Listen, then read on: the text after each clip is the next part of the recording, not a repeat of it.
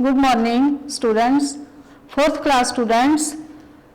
साडे सिलेबस विच lesson number 17 मेहनत का फल मिठा। अज असी इस बारे पढ़ांगे। इस पाठ विच लेखक मेहनत की कमाई करन दी सिक्ख्या ते जोर दिंदा है। मेहनत की कमाई विच सबर हुंदा है।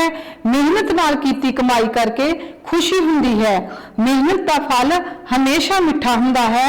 इसलिए सानू सारे काम मेहनत लगा के करने चाहिए हैं। नाउ ओपन लैसन नंबर 17 मेहनत का फल मिठा।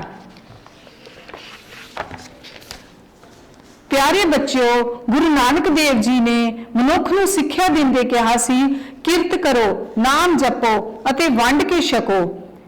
किरत करो, नाम जपो अते वंड के छको का भाव है कि सानू सारिਆਂ ਨੂੰ अपने हथी काम करना चाहिए है।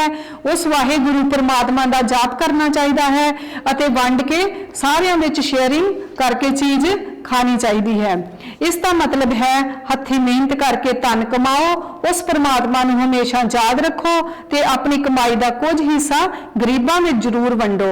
बहुत सारे लोग गुरु नानक देव जी की इस विचारधारा के अनुसार चलते हैं, जिन्हां ने इस विचारधारा नूं अपनाया सुखी जीवन जी रहे हैं। साडे बजुर्ग अक्सर आखते हैं कि मेहनत का फल मिठा हुंदा है। मेहनत की कमाई विच जो सुख आराम मिलता है वह वेले रह के रिश्वतखोरी नाल तन कमा के जां भ्रिष्टाचारी खिलार के नसीब नहीं हुंदा। सियाणियां ने तां इत्थों तक कहा है कि वो हाथ सब तो सोहने हैं जो मेहनत करते हैं। इस विचारधारा नाल संबंधित एक कहानी सुना रहा हाँ। एक सेठ सी, उस कोल काफ़ी धन दौलत सी, परंतु उसने ये सारी धन दौलत मेहनत करके कमाई सी। उसका इक्को एक पुत्र सी। पुत्र जदों वड्डा होया, वह अपने बाप की कमाई नूं डांगां दे गज दे के उजाड़न लगा। उसनूं वेले रहन की आदत पक गई सी। वह किसी काम नूं हथ ना लगाउंदा। पिता ने बथेरा समझाया कि वह कोई काम धंधा करया करे, पर उस ते कोई असर ना हुंदा। कहंदे हन कि कल्ला पुत्र प्यो समान हुंदा है। जदों पिता भी उसनूं थोड़ा औखा हो के बोलदा, मां अपने पुत्र दे अगे डट के खलो जांदी। एक दिन सेठ ने सोचा, जे इसी तरह ही चलता रहा, उसकी मेहनत नाल कीती कमाई धन दौलत खत्म हो जाएगी। उसने अपने पुत्र नाल थोड़ी सख्ती करने का मन बनाया। उसने पुत्र नूं कोल बुलाया ते कहा, ओम अज मेहनत करेगा तां ही रोटी मिलेगी। मैनू तेरे कोलों 100 रुपए हर रोज मिलना चाहिए है।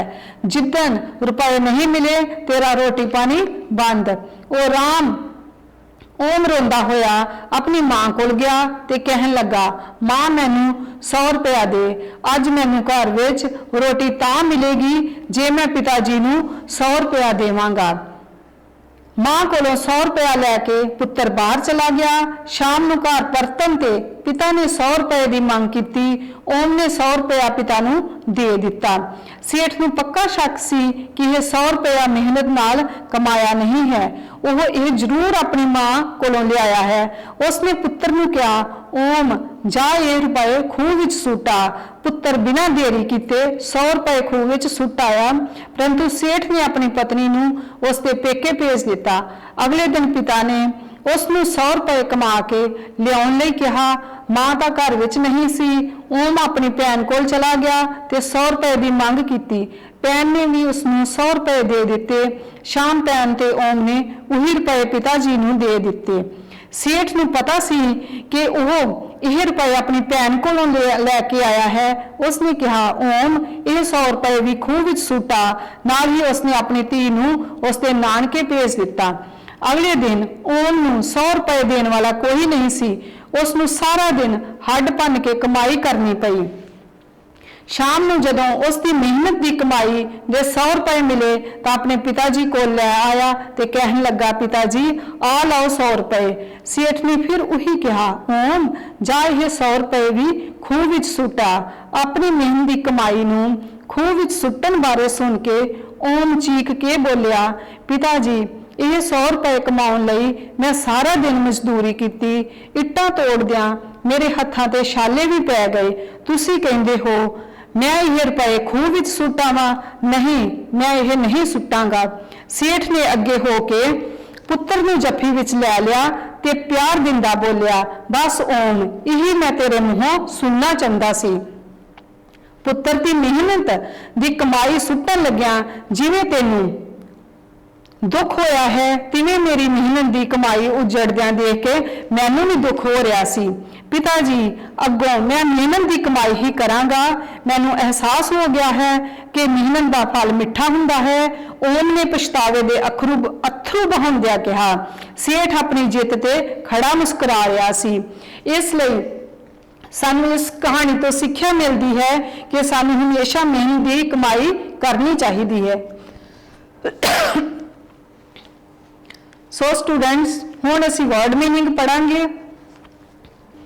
शब्द अर्थ, किरत करो, हथी मेहनत करके खाओ, नसीब नहीं हुंदा, प्राप्त नहीं हुंदा, आंसू हंझू, विचारधारा ख्याल, नाम जपो, परमात्मा की भगती करो, उजड़दिया बर्बाद हुंदिया। इस तो इलावा साडा सैकेंड टॉपिक है, हेठ दिते लिंग शब्दां दा आपसी मिलान करो। सेठ सेठानी, मुंडा कुड़ी, देवता देवी, मित्र सहेली, फुफड़ भूआ, गिद्दड़ गिदड़ी, मामा मामी। सो स्टूडेंट्स, ये दोनों टॉपिक तुसी अपनी कापी ऊपर लिखने ते लर्न करने हैं। Thank you.